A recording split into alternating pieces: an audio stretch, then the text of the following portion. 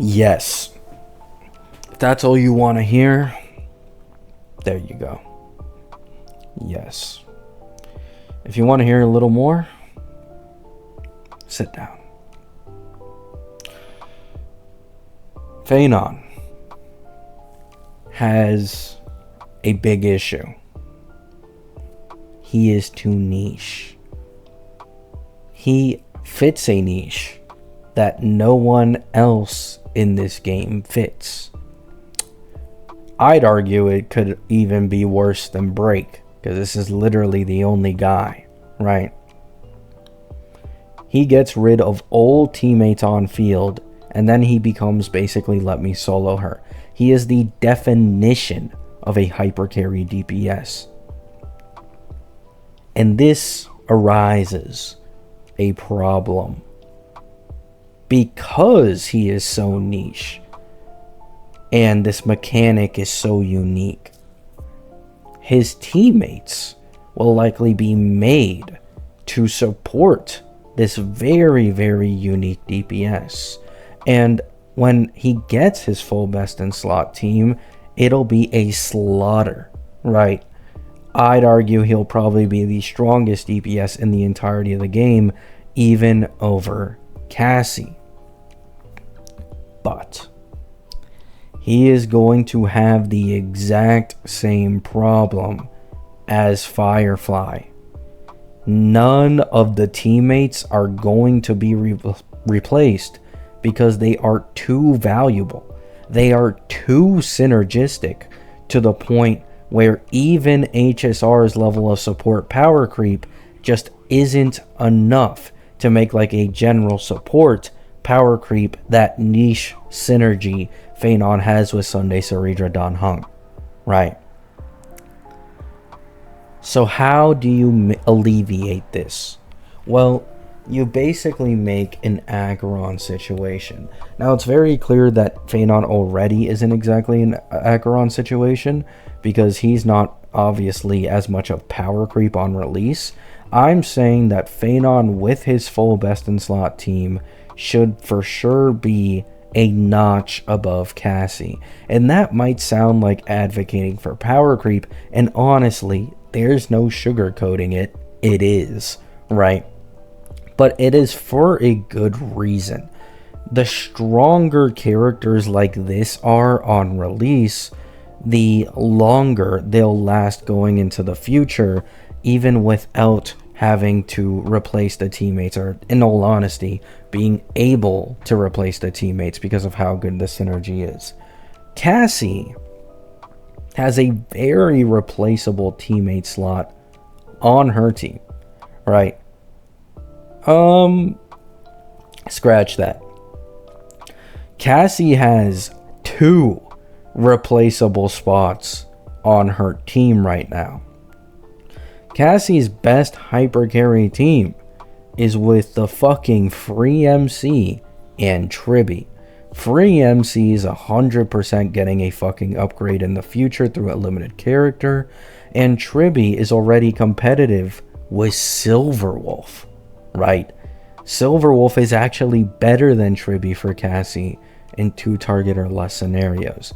So you'll see, right, the issue here and why it is that I think Phainon should be compensated by being the strongest DPS in the game, even over Cassie, by a decent amount. It's because Cassie has a very easily replaceable team not named Hyacine. Hyacine is probably the only one who's going to stay in there.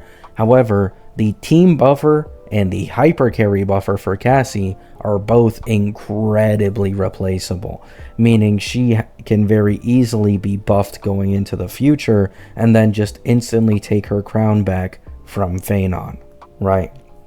And now Cassie has this amazing ability to have synergy with incredibly general supports that constantly get power crept because this is Honkai's support rail, while Phainon is still going to be forever stuck with the teammates that were basically designated for him for years to come. And so his performance won't get any better unless you start vertically investing into either his supports or his own Eidolons. In my case, I am re-rolling on 3.4 for E2 Phainon because I have seen the calcs for E2 Phainon, and holy fuck, it is just an E2 Firefly situation all over again. The E2 is an absolute game changer in terms of, you know, his performance and likely making him last way longer going into the future, right? Is his E2 needed? No. Right? I should actually say this real quick. You don't really got to take any of this seriously because even like Phainon should still last like a year, right? Like Firefly is still clearing endgame content with her best in slot team, and I'd argue Phainon is an even better spot than Firefly because he actually has AoE built into his kit, right? So he can tackle AoE better, and he's just straight up better and everything else with like bounce and all that, right? He can do good in single target because of the bounce meteor. He can do decent in AoE because of the counter, and the basic is just whatever, right? So I do have to say, if you're a Giga casual and you just watch my content, I guess for fun, maybe you like hearing my yapping in the background, you don't need to worry all that much about this. The character is going to last like a year plus. If he starts feeling bad, you put like 2 cost into his Eidolons, get him E2. Now he can 0 cycle again a year later, right? In all honesty, none of this is as big of a deal as a lot of people make it out to be. However, it's a lot bigger of a deal for people who don't consistently play the game, right?